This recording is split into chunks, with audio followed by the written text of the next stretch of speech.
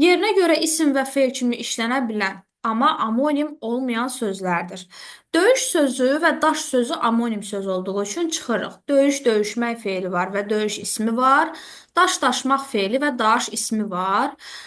Lakin gəlir sözünü hər iki formada düşünmək olur. Bir dəfə insanın gəliri qazanc mənasında, bu zaman isim olur. Bir dəfə isə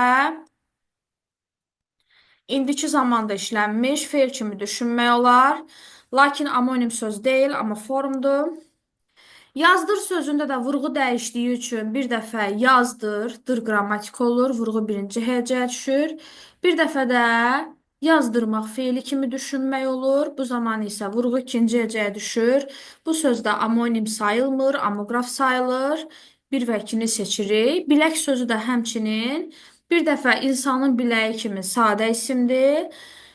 Sadəcə kökdən ibarətdir. Bir dəfə də bilək fe'l kimi düşünmək olar. O zaman isə yenə də fe'l olsa da amonim sayılmayacaq. Çünki burada ək qrammatik şəkilçidir. Hətta bunu bil, üstə ə, üstə k kimi, arzu şəklində k kimi də düşünmək olar. Yəni üç formada düşünmək mümkündür, lakin amonim deyil, amma formdur. Cavabımız 1, 2, 4 olur.